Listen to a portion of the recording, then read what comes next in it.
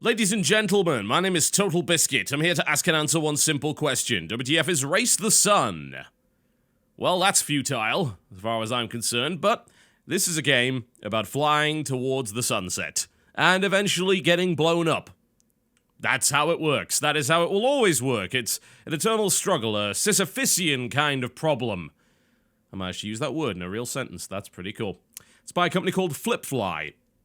And it's also a game that I should have been paying attention to way before this. I've actually had code for this for months, but it is a game that only recently popped up on Steam, and I'm afraid games just slip through the net. Like, there's probably 20 times more games that get sent to me than I can actually feasibly cover, so sometimes things do get lost. However, I've decided to play a little bit of catch-up in December with WTF Is. I'm going to start here with Race the Sun. Now, let's have a look at the options menu. You'll probably notice that these look an awful lot like options for Unity. I believe it is a Unity engine game, so that is kind of to be expected.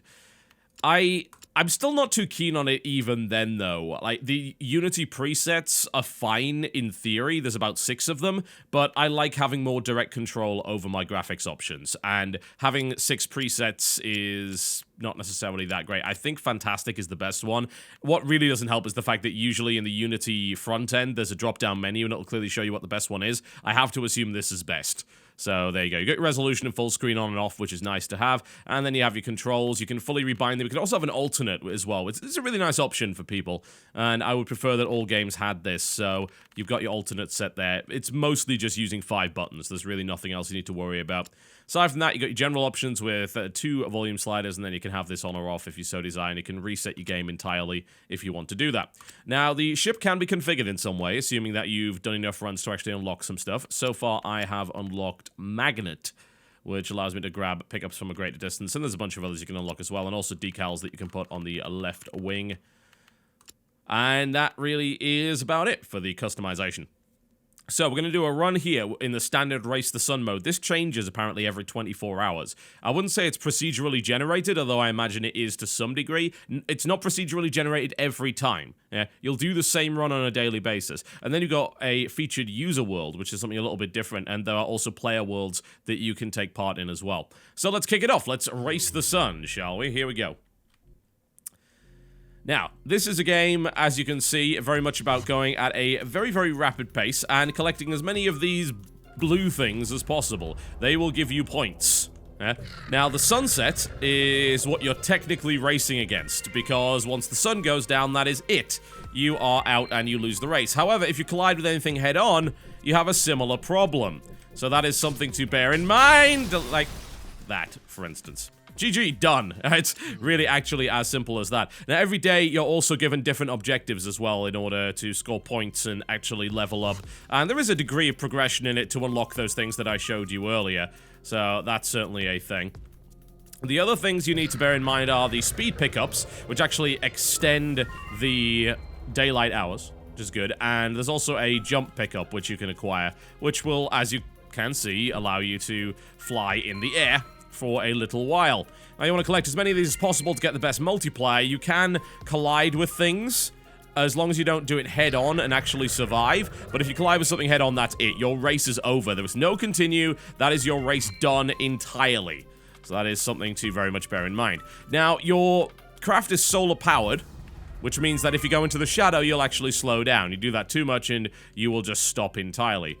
Every time you beat a region, there is this giant bird that, for no apparent reason, craps out points. I don't know why, but I appreciate it nonetheless. That seems like a useful evolutionary trait to have. And that really is the game in a nutshell. It's a very simple game to explain because it's a very simple concept. Race at high speed, don't crash into stuff, and get as many points as possible. Yeah. Ah, bollocks! You know, it's a classic idea, certainly. Did I even travel enough distance? I probably didn't, did I? Let's see. I didn't reach 15 multiplier. I didn't do a barrel roll 20 times. Yeah, that was an embarrassing performance. Let's try that one again. So what is there to really say about it? That's the weird thing when I'm dealing with any game that's very simple, is it's like, what do you say about it, really? You can't go on to critique it for hours like I could with a AAA, because it's mechanic laid up on top of mechanic, and all sorts of things to discuss, like voice acting, and the script, and the way the progression system works. There's really not a lot of that at all in this game to talk about. yet you can still discuss it. Like, for instance, does it feel good to race? Damn right it feels good to race. This is a game where the concept of speed has very much lived on, and it's done so without motion blur or any of the nonsense trickery either. And this is a game that runs at a rock solid 120 frames per second on my 120 hertz monitor, feels super smooth, feels incredibly quick. I think the only complaint that I've got in terms of the speed is the fact that the game has, I wouldn't say pop-in, but the objects in the foreground, in my opinion, spawn a little bit late. I wonder if that's done for balance reasons. It probably is, but I feel they could definitely show you the objects a little bit earlier than they do. I don't think the amount of fog that this game has is actually necessary, although maybe it's in there for a design reason rather than a performance reason, so that's something to consider there. It's always hard to determine. A lot of games like this will deliberately make the game more difficult by obfuscating the stuff that's in front of you, but some of them do it for technical reasons, so that is something to consider as well. These are on a really awkward slant. These are gonna go that way. That's that. Well, at least I beat one of the objectives. There we go. That actually unlocked a level. Got me a world portal key. Fly into a world portal to briefly escape the world and visit another. That's pretty cool. So, as you can see, the game sort of adds new mechanics and ideas in as you level up. Racing in this game feels really, really good. It's also entirely fair, yeah? It really is. It gives you the same world every time, at least every day anyway, so you have time to learn it and get further and further in it before they reset the world and do a different one every 24 hours or so. So that feels fair and it feels reasonable. The controls are really, really tight and can be done absolutely fine with a keyboard, and that's really all you need, actually. You don't really need to use anything else. And overall, there's this real sense of adrenaline that is given to you by racing at such a high speed through a rather, let's just say, obstacle-littered world. I have no idea why this world is like this or what we're trying to get away from, but from a game perspective, I'm totally happy that it's like it, because it gives this really, really fun racing experience. It's not a genre that is new, certainly. Running games are actually very much an iOS thing right now and have really been since Temple Run. But this is a game that has a little bit more of a hardcore slant to it and is definitely designed around the idea of beating others at it by going through incredibly challenging levels and also through these different worlds every 24 hours. And there's almost an infinite number of worlds to explore thanks to the user world system. So if you like what the game does, it's going to keep you engaged for a very long time. But a lot of people are going to be turning around and saying, well, is this all you do?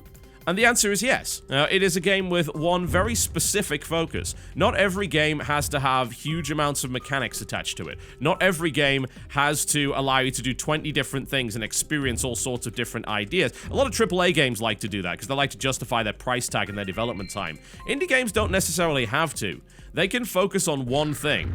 And in this case, it wants to deliver you a really cool obstacle-avoiding racing experience at high speed with really slick graphics. That's something I should talk about with the aesthetic as well. Graphical prowess is certainly not really part of this game, but the aesthetic works, yeah? It's deliberately simple, yeah? It looks nice, but it looks very Spartan, yeah? I wouldn't say bland. I think that would be excessively unfair, but I would say it's a very sparse and deliberately abstract graphic style, you know? Are these trees? Are these buildings? Are these cars? Who knows? Kind of leaves it up to your imagination there. And a lot of the time, I would comment that this is kind of lazy. Oh, I missed the world portal. Damn, I should have tried to go through that. Oh, I'm gonna... This is... Wow. There we go. Cool. There's a world portal. Let's go through this. Let's try a different world for this region. Entering the portal world. Here we go. Mutant but this doesn't sound good at all. This is someone's generated world by the looks of it. Okay, let's see how this goes. Anyway. As I said, I would more often than not criticize this as kind of being lazy in terms of its design, but you've got to look at the aim of the game, yeah? Is it designed to really impress you with its actual layout and with its world? No. You travel through this world so fast, it doesn't really care, yeah? These are just obstacles, yeah? It is trying to present something in the simplest, most easy to understand and perceive way possible. And as a direct result, I feel the graphic style and the aesthetic actually works, yeah? You've got to match your aesthetic to the way that your game is designed, yeah? If you're looking for something that moves very, very quickly, you may want to cut back on the detail a bit. Not only in terms of speed for the actual game itself, but also in terms of allowing the player to see what the hell is coming and to actually avoid it. Oh, that was a fun world. I like that one. There we go. I've actually got through to the next region now, I think. It works. yes, it is a very simplistic game, and that means that some people will get bored of it quite easily, but I was actually quite surprised that I felt the desire to go back to it. Every now and again, I really, really did. It has a... That was a dick move, game. That was a dick move. It has a really nicely designed system that is very simple, but really, really good at what it does, yeah? It's a specialist. It's an expert in one thing alone. And I do find it quite compelling, which surprises me greatly. That's a big shock. I'm not really into speedrunning and this whole idea of going up against people on leaderboards, but I'm still having a good time with it. And I think it's just because the way that the racing is done is so much fun. It's adrenaline fueled. Yeah, you feel like you constantly got to be on the ball, because you do. Otherwise, you will just die immediately. And that's it. Game over. There are no second chances in this game, but going back into it really does make you feel like you're starting again and having a nice new try of it. And rather than being frustrating, it's still fun. Yeah? Yes, you're playing the same world again because you failed last time, but you could just leave it, and then 24 hours later, there's a new world for you to play in. So that in itself is pretty good. I think this whole 24-hour content generation thing is a really strong idea for a lot of these indie games. Spelunky's doing it with the 24-hour challenge. It's not the only game to do it, but it's probably one of the most prominent examples of it. So the criticism of the game is also kind of its greatest strength. The criticism is it only does one thing, and it's really simple. But the genius of it is that it only does one thing, and it's really simple, but it does it really, really well. It's very approachable, you can instantly get into it, but it's also an inherently hardcore experience where one slip-up, one mistake, will result in you losing. There's a lot of content here if you like the idea of just racing against the sun. What it does is on the tin. It is accurately described, there's no real doubt about that. I also like the soundtrack, it's pretty good. I'll let you hear some.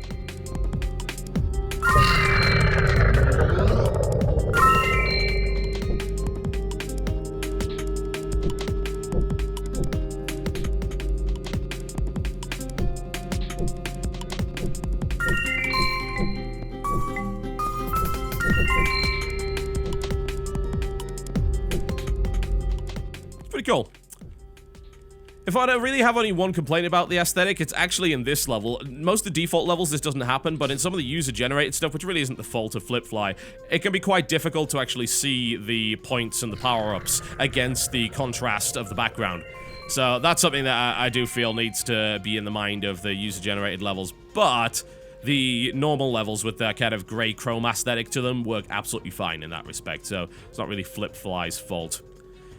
So, what's the price tag? Well, currently it's $7.50 as of the time of this video, but it's gonna be $10 ultimately because they're having that 25% off sale thing going on. And for some people that won't be justifiable. Some people are gonna turn around and say, $10 just for this? That's ridiculous. And I'm not gonna say that they're wrong, because they're not necessarily. It really comes down to what you personally value. Some people want this big open world experience with all sorts of things to do and different activities to explore. Some people just want a game that's focused on doing one thing really, really well. And that's what this game does. And for $10, I think that's fair. It is not a game for everybody, but then, again, when has a game been for everybody? If you try and please everybody, then ultimately you end up pleasing nobody. At least not entirely. I believe the quote is, ooh. If you try to please all of the people some of the time, you'll end up displeasing all... No, I don't know what the quote is. It's completely gone. Just, it's a game, and it's good at what it does. Understand me. Trying to be intelligent, failing miserably. Race the Sun, ladies and gentlemen. Available on the Flippfly website if you want the DRM-free version. And yes, you can play it offline, by the way. That's something to consider. I know it does all of this connection to the internet thing, but it does have an offline mode. Obviously, it doesn't send the scores, but... that is available.